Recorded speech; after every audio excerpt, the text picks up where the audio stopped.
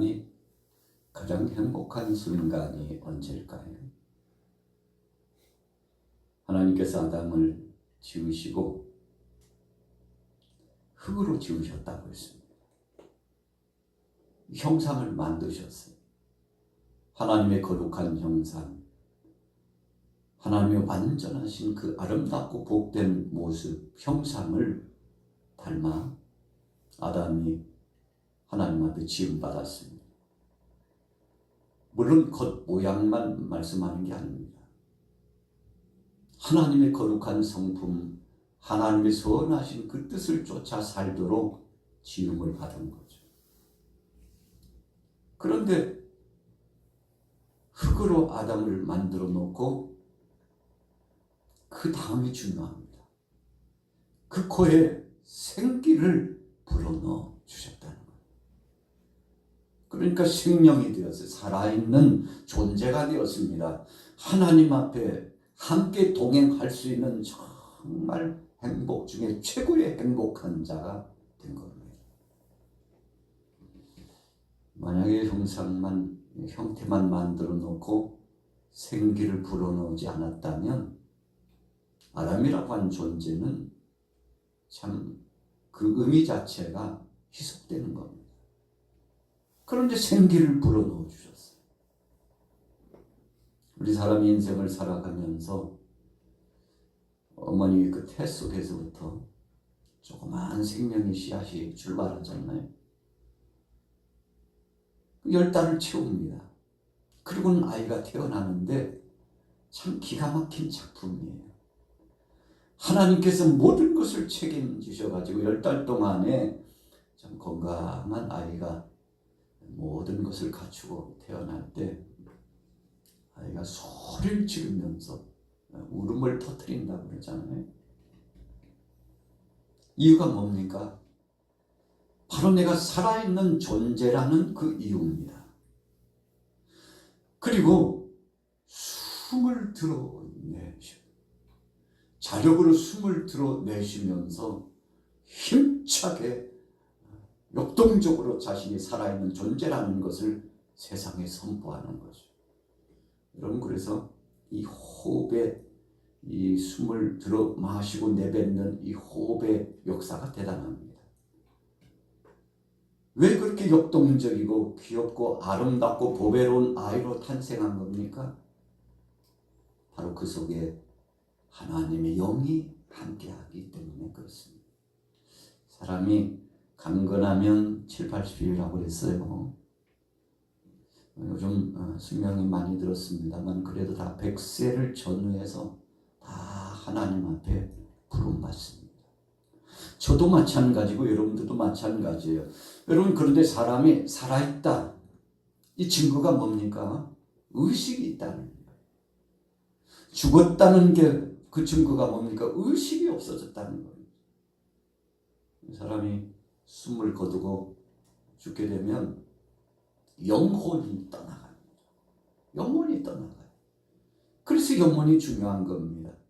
내 영혼이 잘됨 같이 네가 범사에 잘되고 강건하기를 내가 간구하노라.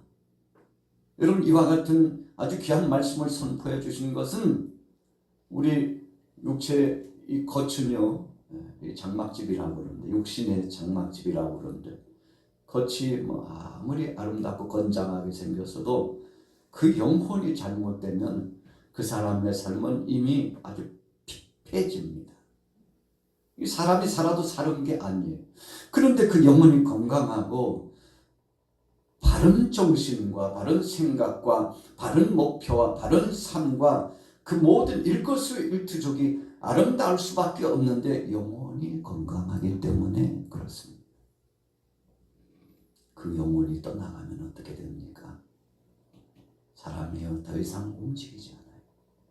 밤사이에 안녕이라고 어떤 사람들은 잠을 자다가 하나님 앞에 부른다.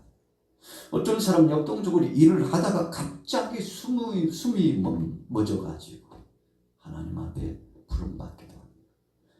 나사로가 죽을 병에 들어가지고 마르다와 마리아가 애달팠어요.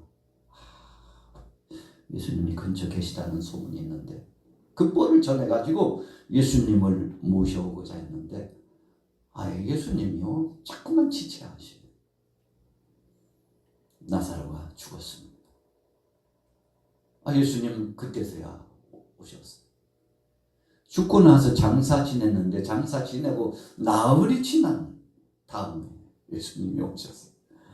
마르다와 마리아가 좀 불편한 모습을 예수님께 보였죠. 나사로가 죽으니까요 그 시체에서 썩은 냄새가 나요. 사람들이 절망하는 겁니다. 마르다와 마리아가 이제 우리 오라버니의 삶은 끝났다고 이제 잊어버린 사람으로 됐어요. 그런데 예수님 나사로의 집을 향하여 가시면서 제자들과 함께 있는 사람들에게 뭐라고 말씀하셨나요? 가자. 나사로를 깨우러 가자. 깨우러 가자. 잠들었다는 겁니다. 여러분 죽음이라고 하는 것은 그래서 우리가 영면했다 그러는데 잠드는 시간입니다. 우리 믿음의 사람들이 표현은 그렇습니다. 나사로도 잠이 들었어요. 그런데 예수님께서는 앞으로 장차 다가올 심판의 때, 재림의 때, 부활의 영광스러움을 진행하시기 전에 이 땅에 계시는 동안에 초림 예수님께서 사람이 다시 사는 것이 무엇인지를 본보기로 보여주시기 위해서 나사로가 중병에 들어가지고 죽기 일보 직전인데도 예수님께서 어쩌면 더 지체하시고 무관심한 것 같이 보인 이유는 나사로 가닥에 예수님이 하나님이신 것을 드러내려고 그러신 겁니다. 나사로 가닥에 많은 사람들이 예수님 앞에 나와서 믿음으로 회복되기를 원하셔서 그런 겁니다. 여러분 그래서 하나님께서 하시는 사역은 우리가 살아도 우리가 죽어도 나사로가 그랬잖아요. 살아있을 때도 명성이 있었고 주님 영광을 위하여 주님을 섬기면서 헌신적이었는데 죽어서도 사람들이 나사로를 찾아와가지고 이미 죽었는데요. 마르다와 마리아를 위로하면서 나사로가 이 땅에 살아가면서요 선한 영향력을 끼친 사람이라고 볼 수 있습니다. 악한 행보의 삶을 살지 않았어요. 입을 열어 말을 할 때, 행동을 할 때, 행동거지 언행심사가 좋은 영향력을 끼쳤어요. 사람들이 얼마나 많이 왔는지 몰라요. 그래서 그 많은 사람들, 여러분 예수님께서 또 나사로의 집에 간다는 소문을 듣고 얼마나 많이 사람들이 모였겠습니까? 그런데 그 많은 사람들 보는 데서 나사로를 불러내시고 그를 살리시고, 여러분 살아났다는 증거는 죽었을 때 영혼이 떠났다가 영혼이 다시금 그 육체에 들어가서 회복시키는 역사가 주어진 겁니다.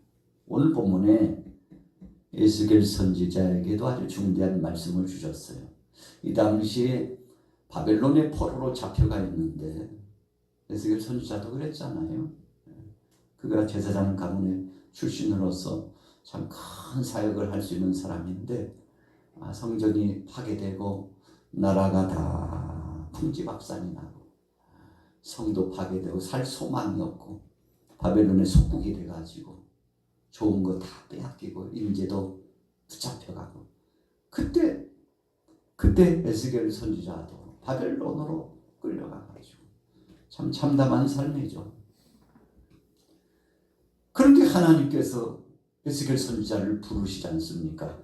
그를 불러가지고 그 당시에 백성들의 이 상황이 어떤 것인가를 에스겔 선지자로 하여금 아주 철저하게 뼈저리게 깨닫고 알도록 하나님께서 역사해 주셨죠. 자, 오늘 본문 보세요. 자, 백성들이 자신들 스스로를 뭐라고 말하고 있는지 한번 보세요. 여러분 삶을 좌우지하는 것은 마음먹기에 달려 있습니다. 그 믿음, 그 마음씨가 어떠느냐에 따라서 그 사람의 성공적인 삶을 살기도 하고 하나님 영광을 드러내기도 하고 어떤 사람들은 하나님 영광 가리고 참 그 삶이 피폐해가지고 이제는 다 끝난 사람처럼 그렇게 살다가 인생을 마칩니다. 바벨론에 있던 이 유다 백성들의 그 심리적인 상태가요 참이로 말이 아니었어요. 오늘 본문에 드러나 있지 않습니까? 11절 자, 10절에서 11절 같이 한번 읽어보겠습니다. 에스겔서 37장 10절 11절 시작. 이에 내가 그 명령대로 대언하였더니 생기가 그들에게 들어가매 그들이 곧 살아나서 일어나 서는데 극히 큰 군대더라. 또 내게 이르시되 인자야 이 뼈들은 이스라엘 온 족속이라. 그들이 이르기를 우리의 뼈들이 말랐고 우리의 소망이 없어졌으니 우리는 다 멸절되었다 하느니라. 하나님께서요 우리 사람들의 소리를 다 듣고 계십니다. 그래서 우리는 이 말하는 게 좀 정말 조심스러운 겁니다. 네 말이 내 귀에 들리는 대로 시행하리라. 여러분 민수기 14장 28절의 말씀 속에도 주셨습니다만 이 유다 백성들이 바벨론에 끌려가가지고 이 심리 상태가요 다 죽은 송장 같아요. 이건 살아도 사는 게 아닙니다. 왜요? 정신이 피폐해지고 그 영혼이 메말라 가가지고 왜 그렇게 됐나요? 성령이 떠나서 그렇게 된 겁니다. 하나님의 말씀이 없었기 때문에 그런 겁니다. 하나님의 임재하심을 믿지 않았기 때문에 불신앙의 그 태도가 그렇게 사람들의 그 정서, 그들의 영혼과 육체와 삶 자체를 핍절하게 만든 거예요. 스스로들 그러는 거예요. 마른 해골 같은 인생들 우리가 뭔 소망이나 있겠어. 나라 빼앗긴 주제, 주권을 빼앗기고 그 좋은 거 다 약탈당하고 멀리 이국 땅에 와가지고 노예처럼 살아가는 우리 인생에 무슨 소망이 있겠냐고. 죽은 거나 다름없지 뭐. 송장이지 뭐. 사람들의 여론이 그랬다는 겁니다. 여러분 요즘 매스미디어를 통해서, 방송 매체를 통해서, TV나 또 인터넷망을 통해서, 신문을 통해서, 스마트폰을 통해서 들려지고 또 보여지는 현상이 어떻습니까? 아주 여러 가지일 겁니다. 좋은 소식도 있지만 좋지 않은 소식도 있을 거예요. 정말 사람들에게 소망을 주고 비전을 주는 이야기도 있지만 절망의 나락으로 떨어뜨리는 이야기도 계속 홍수처럼 문수처럼 쏟아져 나옵니다. 여러분 그래서 우리가 잘 골라서 들어야 돼요. 그리고 듣고 또 눈으로 봐도 그것을 잘 재해석을 잘해야 됩니다. 해석을 잘해야 돼요. 그리고 걸릴 것은 걸르고 취할 것은 취하고 내릴 것은 내리고, 그래서 정말 분별력을 갖고 이 시대를 살아가야 합니다. 여러분 영혼이 깨어있고 하나님 말씀에 충만하고 성령 충만한 사람은 시대를 분별해요. 뭐 어떤 혼란이 와도 그 속에도 하나님이 어떻게 역사하시는지를 분별하고 의연하게 지혜롭게 대처할 수 있는 겁니다. 그러나 오늘 본문에 이 시대는 그러지 못했어요. 자 보세요. 11절 중반절에 우리의 뼈들이 말랐고 우리의 소망이 없어졌다. 이제 다 끝났다는 거예요. 여러분 그때 하나님 아버지의 마음이 얼마나 아프셨겠습니까? 여러분 우리의 부모들이 자녀가 힘있게 역동적으로 막 힘바람이 나가지고 재롱도 부리고 귀염둥이처럼 이렇게 생활을 하면 부모가 볼 때 부모도 역시 보람이 있구나. 내가 저 자녀들 때문에, 저 새끼들 때문에, 저 아이들 때문에 내가 일하는 보람이 있고 사는 목적이 있지. 여러분 그래서 우리 부모들은 자녀 보는 맛에 살죠. 어렸을 때는 어렸을 때대로, 성년이 돼서는 성년이 돼서도, 중년, 노년이 돼서 다 늙었어도 그 자녀는 여전히 부모가 볼 때는요 사랑스럽고 귀엽고 어여쁘고 기대감이 있고, 그 자녀를 보면서 삶의 의미를 찾는 부모의 심정 아니겠습니까? 하나님께서도요 이 유다 백성들을 보면서 얼마나 마음이 아프신지. 그래서 바벨론을 들어가지고 유다 백성을 치시긴 쳤지만 책직막대기를 들어가지고 이 죄 많은 인생들, 우상숭배와 하나님 없이도 살 수 있다고 방자히 행하는 이 자녀들을 깨달을 만큼 때리시고자 바벨론을 들어서 때리셨죠. 북이스라엘은 아수를 들어서 채찍하시고 때리셨어요. 그래서 북이스라엘은 아수르에 의해서 멸망당하고 남유다는 이 바벨론에 의해서 멸망당했는데, 그래도 아버지의 마음이요, 이게 마음이 아니에요. 우리가 부모가 자녀들을 강력하게 훈육하고 나면 속상하죠.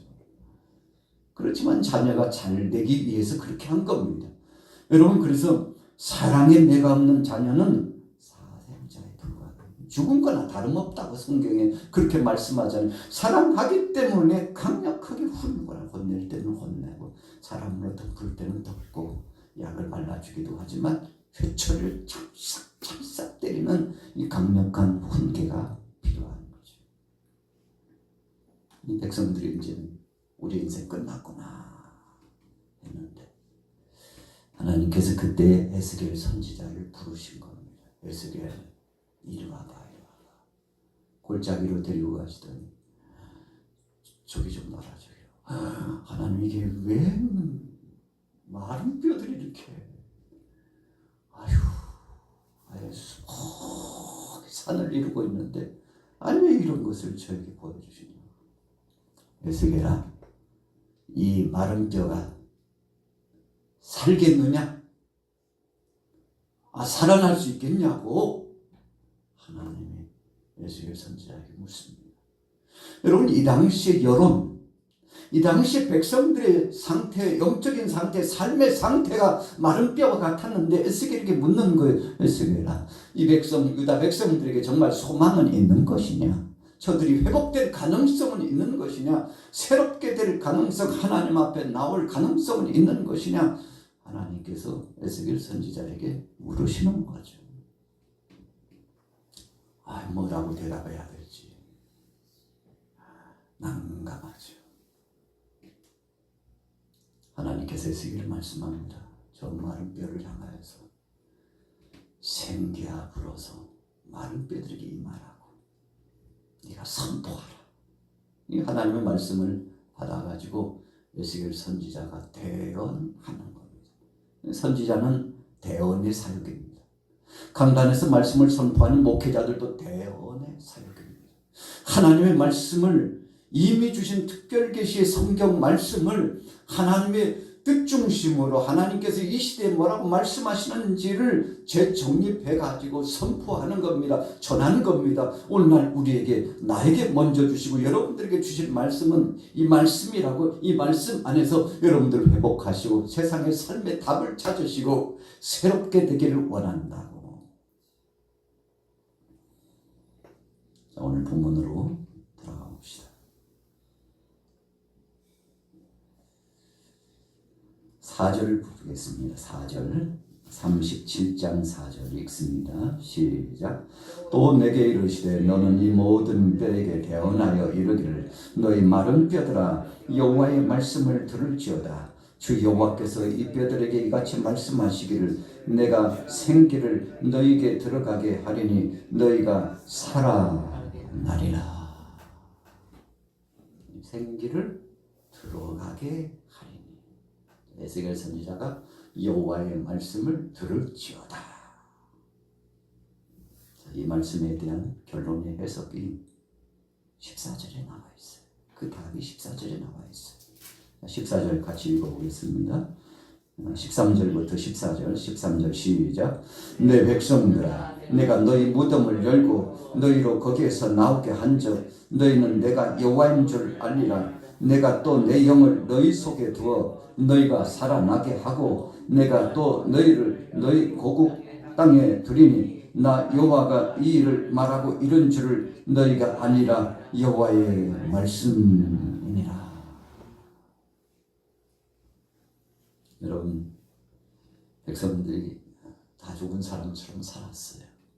성령 떠나니까, 말씀 떠나서니까, 하나님 없이 살다 보니까 핍졸해지고 공공해져가지고.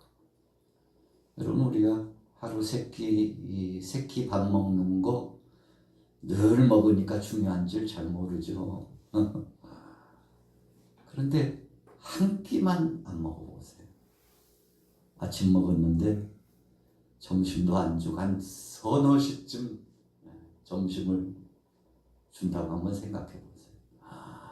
온몸이 비상사태가 벌어집니다. 여러분, 우리가 음식을 섭취하다가 금식을 하면요, 정수리에서부터 발끝까지 긴장합니다. 비상 사이렌이 울리는 겁니다. 그래서 금식이 수시로 금식이 몸에 좋은 이유가 그겁니다. 몸을 오장육부를 전신을 긴장하게 만들어요. 여러분, 그래서 적절한 금식은 몸에 아주 좋답니다. 한 끼 조금 늦게 먹었다고 뭐 비상이 걸려가지고 배에서 그냥 꼬록꼬록 소리가 나기 시작하고, 여러분, 먹어야 될 것을 먹지 않으니까. 그래서 사람이 음식을 먹지 않고 물도 마시지 않으면 한 일주일 산대요. 일주일.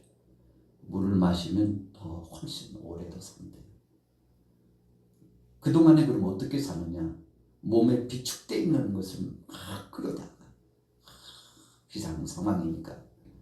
그러니까 비상 상황이 나타나면요, 엄청나게 일사불란하게 우리가 움직이잖아요. 우리 육체도 마찬가지입니다. 오늘 이 백성들이 먹어야 될 걸 먹지 않았으니까 어떤 상태입니까? 죽은 겁니다. 하나님 말씀 없이, 하나님이 공급하시는 그 은혜 없이 살다 보니까 다 죽은 송장됐다 이겁니다. 그런데 하나님께서 성령의 역사를 통해서 하나님의 은혜를 선포해 주시고 하나님의 말씀을 전해주는데, 오늘 에스겔 선지자가 그랬잖아요. 4절 후미에 보니까 너희 마른 뼈들아 여호와의 말씀을 들을지어다. 들으라 이거예요. 받으라 이겁니다. 믿음으로 접수하라는 겁니다. 아멘 하라는 것입니다. 하나님이 하셔야 된다고 고백하고 주님의 은혜를 사모하고 나가라는 겁니다. 그 다음에는 주님이 책임져 주신다는 사실이죠. 바벨론에 있었던 이 백성들이 얼마 지나고 나서 선지자의 말을 듣고 정신을 바짝 차리죠. 그리고는 하나님의 은혜를 사모하고, 그 다음부터는 저들이 회막을 짓죠. 회막을 지어놓고 회당을 지어놓고 회당을 짓죠. 회당을 지어놓고 거기서 모입니다. 성전은 파괴되고 없지만 회당에서라도 모여가지고 영적 상태의 재정비를 하는 겁니다. 여러분, 그래서 회당의 유래는 바로 바벨론 포로 시절부터 출발이 된 거죠. 우리가 교회에서 예배하기도 하지만 교회 밖에서 야외에서 할 때는요, 거기에서 또 자리를 깔고 우리가 성삼위 하나님의 이름으로 예배하면 하나님께서 함께 임재하시잖아요. 어떤 때는 예배당에 오지 못하면 집에서라도 상을 펴놓고 성경 놓고, 오늘 이 시간에도 인터넷 방송을 통해서 함께 동참하시는 분이 있잖아요. 여러분, 이것이 중요한 겁니다. 믿음으로 귀를 열고 마음을 열고서 받아 먹고 영의 양식을 충족하는 것이 너무너무 중요한 겁니다. 여러분, 그냥 한 달에 한 번 교회 나올까 말까, 일주일에 한 번 성경 털고 하나님 말씀 들을까 말까 하는 사람에게 어떻게 믿음이 생기고 여러분 정상적인 신앙생활이 되겠습니까? 될 수가 없는 겁니다. 여러분, 그래서 우리가 십계명에도 안식일을 기억하여 거룩하게 지키라. 예수님은 공생의 3년 동안에 새벽마다 새벽 기도를 하셨어요. 어떤 때는 밤새 철야 기도를 하셨어요. 왜 그렇게 하신 겁니까? 본을 보여주신 겁니다. 공생애를 시작하실 때 광야에 가셔서 40일 동안 금식 기도부터 하셨어요. 이유가 뭡니까? 이렇게 해야만이 세상을 이기고 마귀를 이기고 우리 속에는 도전적인 육신의 소욕, 안목의 정욕, 이 세상 자랑을 이길 수 있다는 겁니다. 여러분, 그래서 우리는 늘 채우지 않으면 곰핍해집니다. 오늘 하나님께서 큰 뜻을 가지고 백성들에게 채워주기 위해서. 그래서 오늘 14절 말씀에 내 영을 너희 속에 두겠다. 사울 왕이 성령 떠나니까요, 그 삶이 참 눈뜨고는 못 볼 만큼 포악한 자가 되고 정신 착란증이 걸리잖아요, 나중에. 그래서 막 야유하고요. 이건 사람이 살아있는 게 아니에요. 죽은 사람 방불한 그런 삶을 사울 왕이 살잖아요. 그런데 다윗 보세요. 하나님께서 그에게 기름을 부으시고 그 다음에 성령이 충만하게 되었다고 했어요. 예수님께서 제자들에게 지상명령을 주시면서 마지막에 유언처럼 말씀하셨죠. 사도행전 1장 8절에 오직 성령이 너에게 임하시면 너희가 권능을 받고 예루살렘과 온 유다와 사마리아 땅 끝까지 이르러 내 증인이 되리라. 여러분, 그래서 현대 이 교회 시대 저와 여러분들은 성령 충만해야 영적인 생활을 유지합니다. 그 성령 충만한 사람하고 성령 충만하지 않는 사람하고는 얼굴빛도 다르고 말도 달라요. 생각도 다릅니다. 삶의 목적이 달라요. 오늘 여러분처럼 깨어있는 믿음을 가진 사람들에게는 성령님이 오셔서 충만히 역사하시는데 오늘 여러분 행복한 줄로 믿습니다. 오늘 이 바벨론의 포로로 잡혀있는 이 백성들에게 걱정하지 마. 이제 출발이다.